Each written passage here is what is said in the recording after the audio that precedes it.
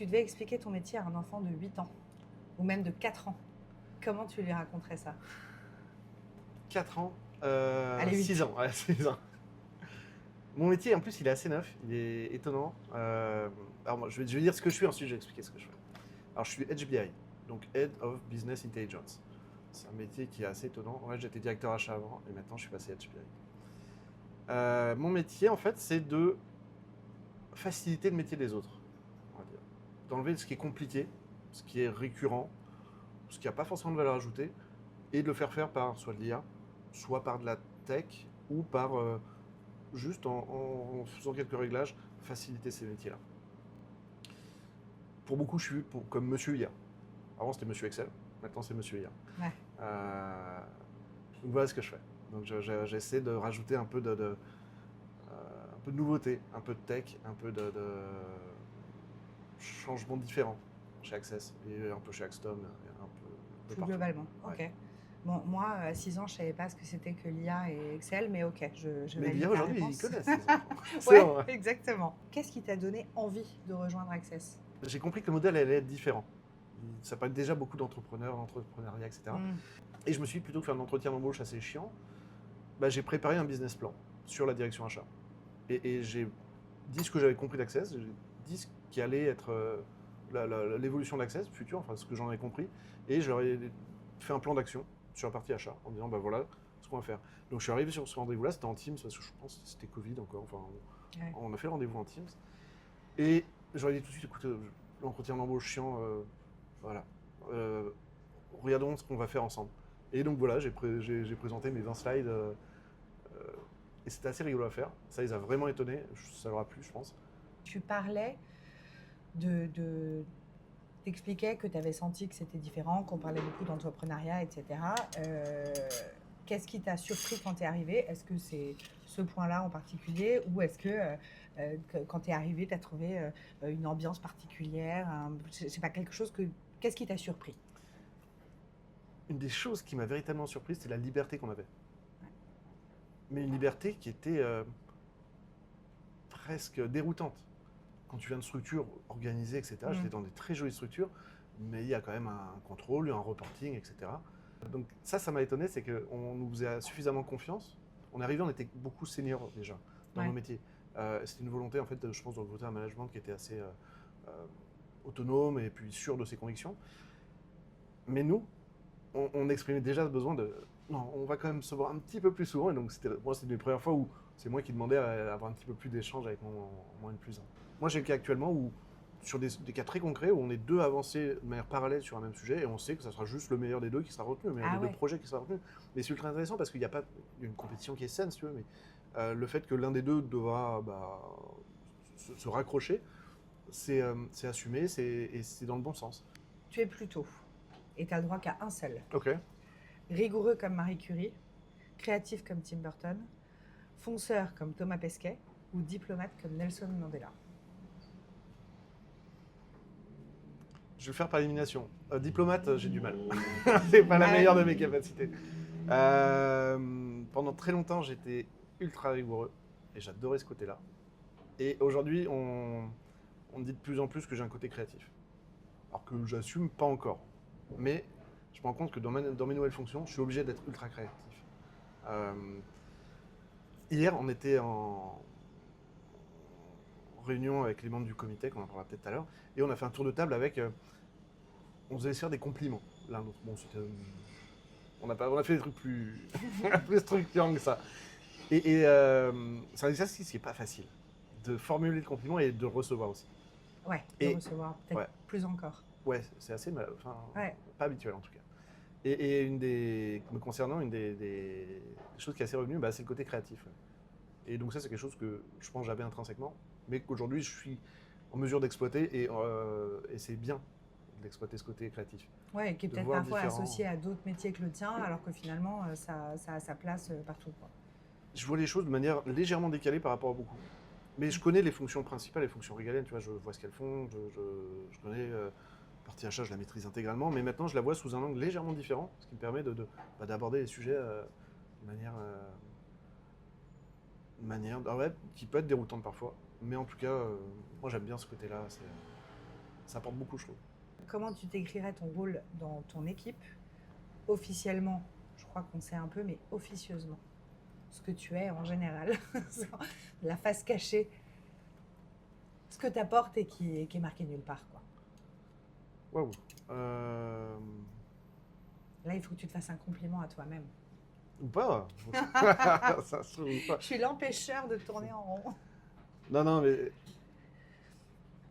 Alors, quand j'ai pris ma fonction là, en février, j'y réfléchis hein, sur comment j'allais moi l'adopter, mais comment elle allait devoir être intégrée par les autres. Ouais.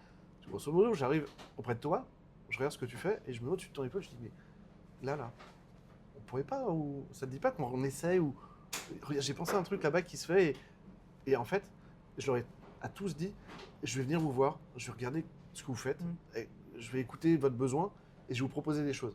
Et il y aura deux manières de le faire, soit vous allez me dire, Landry, la mouche du coche, laisse mon job, il marche bien, laisse-moi tranquille. C'est ce que je voulais surtout pas. Et en tout cas, sinon arriver en me disant, bah voilà, j'ai vu qu'ailleurs, on pouvait faire comme ça, ou j'ai rencontré un tel qui me propose de faire ça. Je réfléchis à des exemples très concrets là.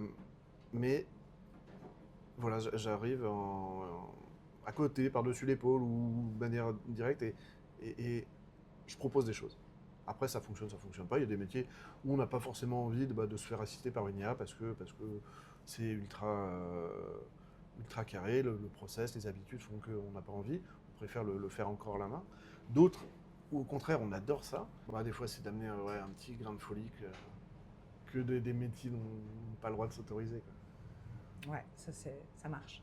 Ça marche, ça, c'est Ouais, vrai. ça marche. Et ça, c'est vrai pour tout. Et t'es plutôt du genre à anticiper ou à improviser? J'anticipe parce que je veux avoir une roadmap pour ma sérénité. Je veux savoir ce que je vais projeter. Et à l'intérieur de ça, il y a énormément de zigzag. Est-ce que tu as un mentor ou quelqu'un qui t'a beaucoup appris dans ta vie pro? Un boss, Ouais. quelqu'un que tu n'as jamais rencontré? Ouais, j'en ai eu deux. Yvan P. Je donne pas son nom parce que voilà. Il y a quelqu'un qui m'a récupéré quand je venais des travaux pour passer aux achats. À la base, ça devait être une semaine en interchantier pour m'occuper. Enfin voilà, il y avait un besoin momentané. Au bout d'une semaine, je vais le voir. Il était directeur des achats d'un grand groupe et je lui ai dit, écoute, je comprends rien à votre métier, je m'en vais. Je retourne aux travaux, c'est facile les travaux, je connaissais. Il m'a dit non, il reste un petit peu. Et il m'a élevé intellectuellement, professionnellement, socialement aussi. Il m'a appris à être d'une rigueur mais monstrueuse. Parce qu'il était lui d'une rigueur absolue, mais dans une bienveillance monstrueuse. Il avait envie de nous faire grandir. À l'époque, on imprimait encore beaucoup. Et je me souviens certains vendredis, parce que le vendredi c'était souvent les périodes de revues documentaires où on lui montrait ce qu'on avait produit pour valider. Et dans son esprit, aujourd'hui je cultive cette culture, tout ce qui sortait de notre service était estampillé. Et le fait qu'il y ait le tampon, c'est un tampon virtuel, tu vois, symbolique, mais tout ce qui sortait du service devait être un niveau de qualité exceptionnel. Ce qui te force individuellement aussi à t'élever, etc. Je me souviens, donc les vendredis, on restait des fois tard pour reprendre des trucs qui me semblaient insignifiants. L'exemple typique, c'est qu'à l'époque, on imprimait sur des chemises, et nous, on avait aussi une trame assez propre. On imprimait sur papier calque, qu'on mettait par-dessus, et il fallait que les agrafes soient alignées sur l'encadré noir et repasser les agrafes au noir. C'était ce niveau de détail-là. Il n'y avait personne qui faisait attention à ça. Mais c'est un truc que j'ai toujours conservé, très très fort, et en me disant qu'un paquet cadeau, par exemple, doit être absolument nickel. Moi, j'adore faire les paquets cadeaux à la maison. Ah ouais. Et je veux que les angles soient tracés à l'équerre. Je me dis, si le paquet est beau, c'est que tu peux mettre un truc pourri à l'intérieur, c'est pas grave. Quasiment, mais quasiment, parce que finalement, tu te rends compte qu'il y a une attention et un temps, une énergie consacrée qui est peut-être aussi jolie que le cadeau. Et moi, en tout cas, qui me fait, je reçois un paquet qui est très très joli, peu importe ce qu'il y a dedans. Je me dis, la personne a consacré du temps pour moi, et ça me fait énormément plaisir. Ouais, c'est vrai. Donc oui, il y a Yvan qui m'a fait grandir, etc. C'est grâce à lui ensuite j'ai conservé, tu vois, ce côté rigueur, etc. Qu'est-ce qui te motive à continuer de progresser dans ton métier? Ce qui me motive, c'est qu'on est sur des métiers où on n'a jamais terminé. Je rentre jamais le soir en m'ayant dit ça y est, j'ai tout coché, c'est bon, parfait, et attendons de voir. Ça n'arrive jamais, et ça c'est génial. C'est-à-dire qu'il y a toujours des choses à construire, toujours des choses à réaliser, toujours des choses à améliorer. C'est fou. Et ça, c'est un truc qui m'anime très très fort. Des fois, c'est assez... tu peux voir une énorme montagne. Avoir un truc en disant, mais finalement, j'arriverai jamais au bout. Oui, c'est intrinsèque au métier. On n'arrive jamais au bout de nos métiers. J'imagine qu'en finance, on fait son bilan, on clôt son bilan. Là, c'est clos. C'est Oui, il y a une un partie truc du qui a job. été coché. Ouais, c'est coché. Des projets, j'en ai... Je me suis fait une map avec tous les projets, mais c'est parti d'un cercle et maintenant ça s'étoffe et c'est génial. Moi, j'adore ça. Enfin, ça peut avoir un côté très, très flippant, très stressant, mais moi, j'adore mener plein de projets en même temps, etc. Continuer à pousser chacun des projets. Donc ça, ouais, ça me plaît. Et ce qui me plaît beaucoup, c'est quand tu arrives à l'implanter, à le faire vivre, à voir ton projet ensuite grandir, évoluer, etc. Je l'avais fait au début pour les achats. J'avais créé une boîte à outils en arrivant, qui était un peu le condensé de tout ce que j'avais fait en achat depuis des années et ce que j'aurais adoré avoir moi. Et j'ai créé cet outil-là, je l'ai mis à disposition des agences, etc. Et régulièrement, une fois par an, on tournait dans les agences pour reprendre leur retour d'expérience. En fait, tu te rends compte que de l'objet que tu leur as prêté, ils en ont créé des versions qui sont plus adaptées, correspondent mieux.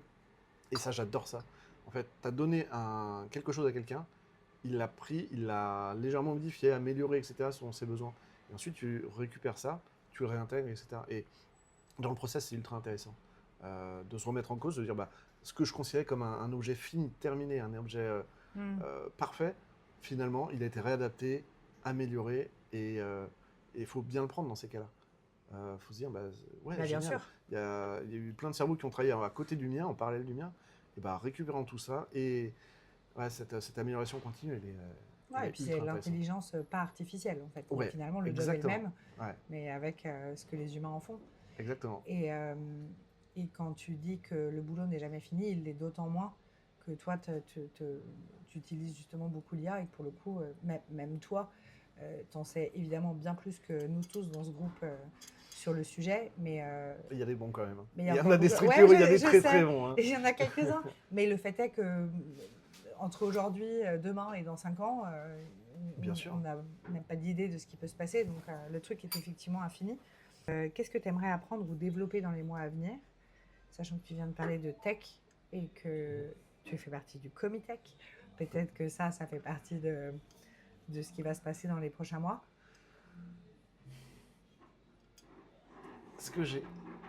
Idéalement, dans un premier temps, ce que j'adorais, c'est qu'on ne résume pas l'IA à... On fait des images rigolotes, ou on fait des textes marrants, ou on fait des pitchs LinkedIn. Ça peut apporter quelque chose de très productif. Et ça, c'est déjà productif, je trouve. C'est vrai. Non, t'as raison là-dessus. Ouais, t'as raison. Pour certains métiers, c'est leur production. Et on peut également l'utiliser de manière très opérationnelle, comme un appui, comme un booster, comme pour produire du contenu qui n'existe pas encore. Moi, par exemple, ça me permet d'abolir le temps. Ce que je donnais à une personne et qui lui prendra, je sais pas, une centaine d'heures, aujourd'hui, je suis capable de le faire en quelques minutes. Ouais. On enlève cette contrainte de temps. Dans un projet, quand tu dois réfléchir, tu as soit l'argent, soit le temps, soit juste le raisonnement intellectuel. Le reste, c'est de la technique. L'argent, la tech, aujourd'hui, ne coûte pas des fortunes. C'est du développement, mais on n'est pas en train de mettre en place un ERP. Par exemple, quand tu développes un outil avec une boîte d'IA, c'est des volumes qui sont assez maîtrisés. Et ça permet de démultiplier tout ce que tu fais. Donc à partir du moment où le mouvement initial est bien fait, on va le répliquer de manière monstrueuse. Et en fait, c'est là où ça devient intéressant, c'est que tu es obligé de te concentrer sur la réflexion initiale, sur le job initial à faire, comment très bien le faire pour ensuite le répliquer. Si on va trop vite et qu'on dit on réplique juste cette habitude, en vérité, on va répliquer un geste ou une manière de travailler qui n'est pas la bonne. Et donc, on va faire plus, mais pas mieux. Et c'est pour ça que moi, je passe beaucoup de temps sur la réflexion initiale, c'est de designer ce qu'on attend de l'outil, etc., de manière très sérieuse. Et ensuite, on vient le surbooster avec l'IA. Là, par exemple, on a un outil qu'on a développé sur lequel on extrait. Avant, on extrayait des prix des devis traités. Donc, pour nous, pour Access, c'est une mine d'or quand on traite un lot de charpente ou de couverture bardage avec une de nos entreprises qui nous intéresse. Ce qui intéresse beaucoup les études de prix, c'est de savoir à combien les équipes travaux ont acheté, de vérifier si ça match avec les prix que l'étude de prix a dans ses référentiels, et ensuite pouvoir le réinjecter dans les offres clients. L'idée, ça, c'est vraiment de la pure compétitivité et de maîtriser notre niveau de marge. Ça se faisait avant à la main, donc on était à la canne à pêche. On a développé un outil IA qui nous permet d'extraire tous ces prix-là Ça, c'était facile. Et ensuite, de venir rebâtir des prix qui soient cohérents entre eux pour faciliter l'analyse. C'est la différence, par exemple, j'aime beaucoup parler avec des analogies ou des parallèles. Quand tu vas au resto, tu demandes ta note, tu peux avoir soit une note sans détail, soit une note avec détail. L'IA, là, est capable de comprendre dans une note avec détail ce qu'il y a dedans, est capable de te recréer automatiquement ta note sans détail si besoin, est capable de recréer, de voir, enfin, s'il faut diviser par les personnes, de les réattribuer aux bonnes personnes, etc. Donc on a créé un outil comme ça, de manière, alors c'est beaucoup plus technique que ça en vérité, mais elle est capable de faire la comparaison entre deux offres qui sont absolument pas bâties de la même manière, mais qui parlent du même objet. Et ça, c'était un vrai défi. Soit on le faisait à la main, on est capable, tu es obligé de prendre un ingénieur pour le faire. Et là, on a créé l'outil, donc ça demande 4, 5, 6 mois de travail autour de l'IA, pour que l'IA, sa culture, etc.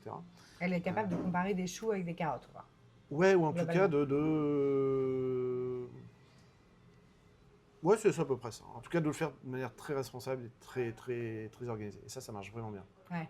Et on est passé de la canne à pêche au chalut. Alors l'image du chalut, on m'a dit, André, arrête, le chalut, c'est pas terrible. Mais en tout cas, de la canne à pêche un gros moyen de pêcher. Mais, et on est passé par des moments très rigolos. Parce que là, je pense notamment une des personnes, je ne la citerai pas, mais qui a fait un MBA à l'X. Donc tu vois, gros niveau MBA sur l'IA à Polytechnique. Donc un crack, un mec d'une intelligence vif, etc. Et en revanche, qui n'était pas acculturé au monde du bâtiment. Et ça, c'est génial. Parce que là, je me suis retrouvé avec un enfant de 6 ans sur mon métier. Mais des questions de pur béotien. Et c'était génial parce que je l'ai vu monter en compétence sur ces métiers-là. Et une fois que tu as dit la compétence technique avec la connaissance de notre terminologie, de notre taxonomie, etc., ça fait des machines de guerre. Ça fait des vraies machines de guerre. Donc voilà. Donc ça faisait aussi partie du process de que ces deux bulles commencent à se rejoindre. La bulle pure tech, où eux sont capables de gérer des process que je comprends même pas, des manières de travailler. Et nous, avec notre, on a un métier qui est assez technique, mine de rien, avec beaucoup de terminologie, beaucoup d'acronymes, beaucoup et surtout plein de définitions, plein de définitions d'un même objet. Un même objet peut avoir plusieurs noms. Et en fait, il fallait que l'IA apprenne les différents noms, les différents acronymes, et soit capable, elle, de faire le lien entre tout ça. Et donc ça, on a réussi à le faire sur quasiment tous nos métiers. Ça y est, l'IA qu'on a développée est capable de le faire, et ça va nous être d'une énorme aide. Et après, tu passes au problème suivant, en disant, maintenant que je suis capable de comprendre les devis, comment je vais récupérer tous les devis? Aujourd'hui, on est 16 agences chez Access, plein de manières de travailler différentes. Donc voilà, il a fallu trouver un moyen pour qu'on arrive à faire converger ces 3000... il y a à peu près, je pense, 60 000... Non, je dis peut-être des bêtises. Mais il y a une quantité monstrueuse de devis à récupérer. Et ça, c'est pareil. Soit on va les chercher à la main, c'est pas d'un intérêt fou. Soit on développe un outil. Il va la rajouter de dingue pour le temps qu'on y consacre. Donc on a développé un outil, et là ça se fait avec la DSI, et c'est là où la DSI Axdom a été vraiment, vraiment cool, parce que j'aurais expliqué le problème, et j'aurais dit on va demander à une boîte d'aller chercher sur nos serveurs.